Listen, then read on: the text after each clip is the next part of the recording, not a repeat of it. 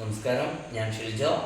മലയാള express ന്യൂസിന്റെ പ്രഭാത വാർത്തയിലേക്ക് സ്വാഗതം. സംസ്ഥാനത്ത് ലഹരി വിരുദ്ധ പ്രവർത്തനങ്ങൾ ഏകോപിപ്പിക്കാൻ സ്റ്റേറ്റ് നാർക്കോട്ടിക് കൺട്രോൾ ബ്യൂറോ സ്ഥാപിക്കാൻ അനുമതിയായെന്ന് എക്സൈസ് മന്ത്രി എം ലിജു. സംസ്ഥാനത്തിന് അധിക സാമ്പത്തിക ബാധ്യത ഉണ്ടാക്കാതെ വകുപ്പിലെ നിലവിലുള്ള തസ്തികകൾ പുനർവിന്യസിച്ചും ഉദ്യോഗസ്ഥർക്ക് അധിക ചുമതലകൾ നൽകിയുമാണ് ബ്യൂറോയുടെ പ്രവർത്തനങ്ങൾ നടക്കുക. വടക്കഞ്ചേരി മണ്ണൂത്തി 6 വരി പാതയിലെ വടക്കഞ്ചേരി ഇടത് മേൽപ്പാലം അറ്റകുറ്റപ്പണികൾക്കായി വീണ്ടും അടച്ചു.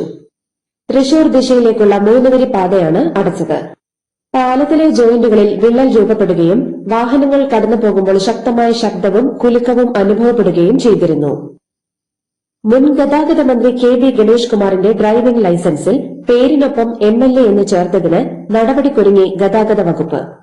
18 വയസ്സിന് മുൻപ് ഗണേഷ് കുമാർ ലൈസൻസ് നേടിയ ആരോപണത്തിലും ശക്തമായ നടപടിക്ക് വകുപ്പ് നിർദ്ദേശിച്ചു. അന്വേഷിച്ച് നടപടിയെടുക്കാൻ സൌത്ത് സോൺ ഡെപ്യൂട്ടി ട്രാൻസ്പോർട്ട് കമ്മീഷണറെ ഗതാഗത കമ്മീഷണർ ചുമതലപ്പെടുത്തി. കെഎസ്ആർടിസി ബദലി ജീവനക്കാരുടെ 2026 ജൂൺ മാസത്തെ ശമ്പളം പൂർണ്ണമായും വിതരണം ചെയ്തു. 6264 പേരടങ്ങുന്ന മുഴുവൻ ബദലി ജീവനക്കാർക്കുമായി 11.94 കോടി രൂപയാണ് വിതരണം ചെയ്തതെന്ന് കെഎസ്ആർടിസി അറിയിച്ചു. ജോലി വാഗ്ദാനം ചെയ്ത യുവതിയെ പീഡിപ്പിച്ചെന്ന കേസിൽ ശ്രീകൃഷ്ണപുരം ഗ്രാമപഞ്ചായത്ത് അംഗം സി സുജിത്ത് മെമ്പർ സ്ഥാനം രാജിവെച്ചു.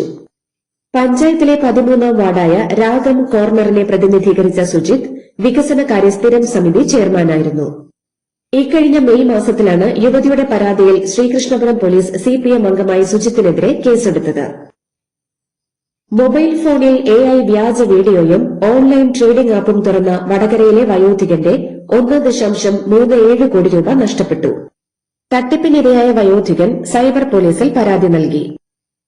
വഖഫ് ബോർഡ് മരവിപ്പിച്ച വിഷയത്തിൽ പിണറായി വിജയന്റെ പ്രസ്താവനകൾ തെറ്റിദ്ധാരണ ഉണ്ടാക്കുന്നതാണെന്ന് ബിജെപി സംസ്ഥാന വൈസ് പ്രസിഡന്റ് ഷോൺ ജോർജ്.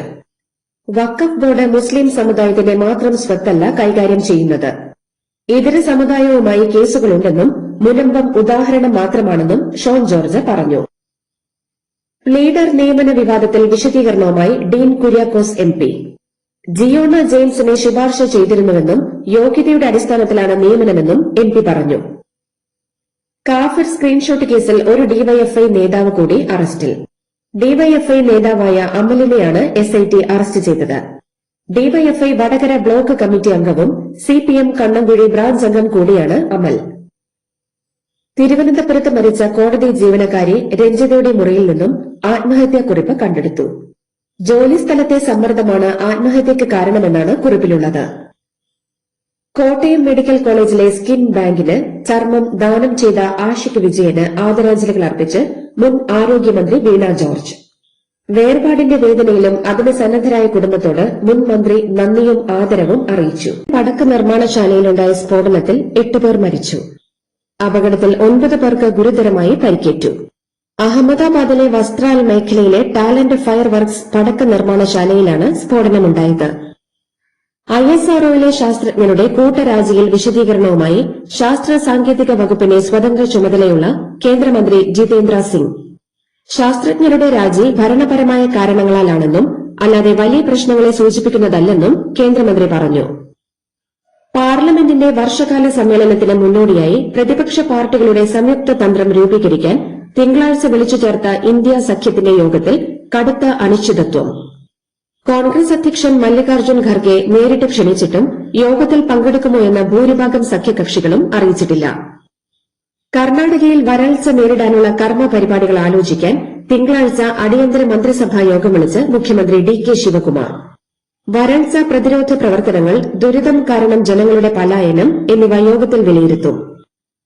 പശ്ചിമബംഗാളിൽ തൃണമൂൽ കോൺഗ്രസിന്റെ ഓഫീസ് കെട്ടിടം പൊളിച്ചു നീക്കുന്നു.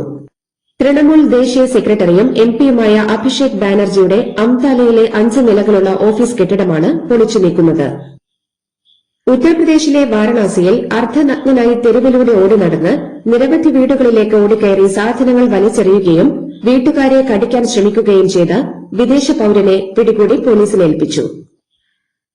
ജന്തർ മന്ദറിൽ നിരാഹാര സമരം നടത്തിവന്ന സോനം വാങ്ചുക്കിനെ അറസ്റ്റ് ചെയ്ത് നീക്കിയ കേന്ദ്ര സർക്കാർ നടപടി ജനാധിപത്യ വിരുദ്ധമെന്ന് കോൺഗ്രസ് നേതാവ് രാഹുൽ ഗാന്ധി.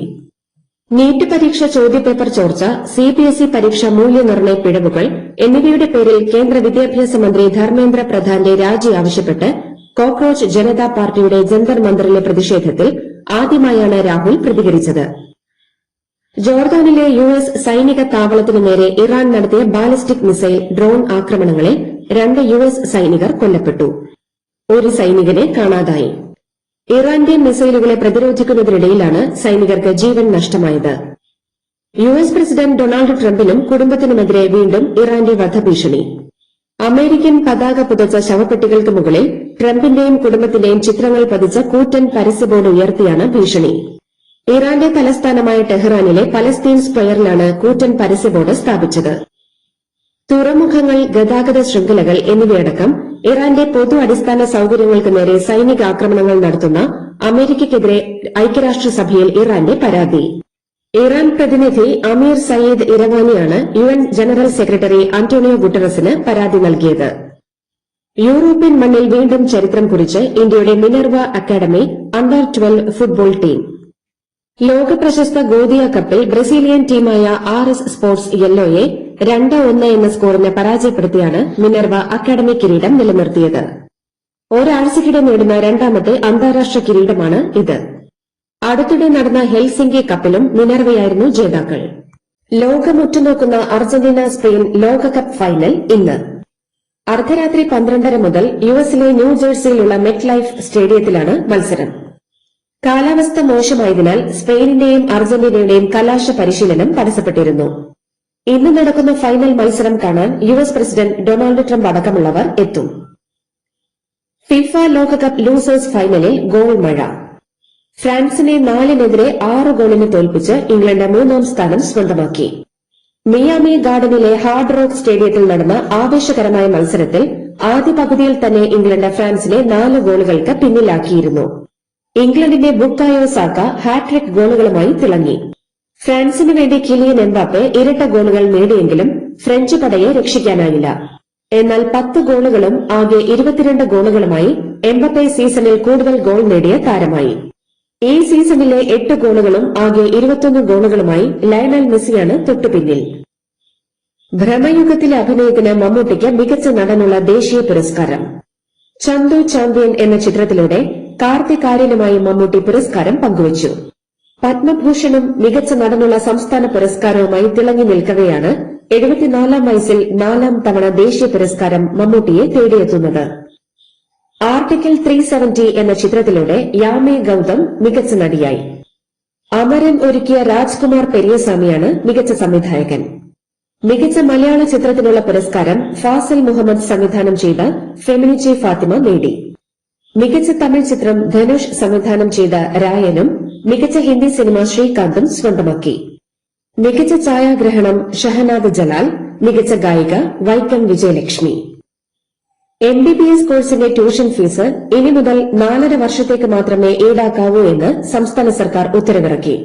നാഷണൽ മെഡിക്കൽ കമ്മീഷന്റെ കർശന നിർദ്ദേശത്തിന്റെ അടിസ്ഥാനത്തിലാണ് സർക്കാരിന്റെ അടിയന്തര നടപടി. ടാറ്റ പ്രതിനിധികളുമായി മുഖ്യമന്ത്രി വി ഡി സതീശൻ ചർച്ച നടത്തിയെന്ന് വ്യവസായ മന്ത്രി പി കെ കുഞ്ഞാലിക്കുട്ടി. ടാറ്റ പ്രതിനിധികൾ തങ്ങളെ വന്നു കണ്ടിരുന്നുവെന്നും മുൻ സർക്കാരിന്റെ കാലത്തുണ്ടായിരുന്ന ടാറ്റയുടെ പ്രോജക്ടിന്റെ തുടർച്ചയുമായി ബന്ധപ്പെട്ടായിരുന്നു ചർച്ചയെന്നും കുഞ്ഞാലിക്കുട്ടി വ്യക്തമാക്കി. LDF സർക്കാരിന്റെ പദ്ധതികൾ മിഷൻ സമുദ്രയുടെ ഭാഗമാക്കി മുഖ്യമന്ത്രി വി ഡി സതീശൻ ക്രെഡിറ്റ് തട്ടാൻ ശ്രമിക്കുന്നുവെന്ന് LDF. വില്ലിംഗ്ടൺ ഐലൻഡിന് പിന്നാലെ മുഖ്യമന്ത്രി അവകാശപ്പെടുന്ന കൊച്ചി രാമൻതുരത്തിലെ ഷിപ്പ് ബിൽഡിംഗ് പദ്ധതിയും LDF സർക്കാർ അന്തിമ നടപടികൾ പൂർത്തിയാക്കിയിരുന്നുവെന്ന് മുൻ വ്യവസായ മന്ത്രി പി രാജീവ് പറഞ്ഞു. മഴക്കുറവും താപനില വർധനയും മൂലം ഭാഗിക വൈദ്യുതി നിയന്ത്രണം തുടരുമെന്ന് സർക്കാർ. വൈദ്യുതി ഉപഭോഗം ഗണ്യമായി വർദ്ധിച്ചിരിക്കുകയാണ്. രാജ്യത്ത് വൈദ്യുതി ആവശ്യകത വർദ്ധിച്ചതിനാൽ പവർ എക്സ്ചേഞ്ചിലൂടെ ലഭ്യമാകുന്ന വൈദ്യുതിയുടെ ലഭ്യത കുറഞ്ഞുവെന്നും വൈദ്യുതി വകുപ്പ് മന്ത്രി സണ്ണി ജോസഫ് അറിയിച്ചു. ആശുപത്രികളിലെ സൌജന്യ ഭക്ഷണ വിതരണത്തിന് കമ്മ്യൂണിറ്റി കിച്ചണുകൾ വരുമെന്ന് ആരോഗ്യമന്ത്രി കെ മുരളീധരൻ. ബാനറും കൊടിയും കെട്ടി ആശുപത്രി പരിസരത്ത് ഭക്ഷണം കൊടുക്കാൻ പാടില്ലെന്ന് ആരോഗ്യമന്ത്രി പറഞ്ഞു. പൊതിച്ചോറ് പദ്ധതി നിർത്തലാക്കില്ലെന്ന് ഡിവൈഎഫ്ഐ സംസ്ഥാന പ്രസിഡന്റ് വി വസീഫ്. ഭരണപക്ഷം ഞങ്ങളുടെ പദ്ധതി നിർത്തലാക്കുമെന്ന് പറയുന്നു. എല്ലാം മുടക്കുക എന്ന രീതിയാണ് ഭരണപക്ഷത്തിന്റേത്. തുടർന്നുകൊണ്ടേയിരിക്കുക എന്നുള്ളതാണ് ഞങ്ങളുടെ രീതിയെന്നും വസീഫ് പറഞ്ഞു.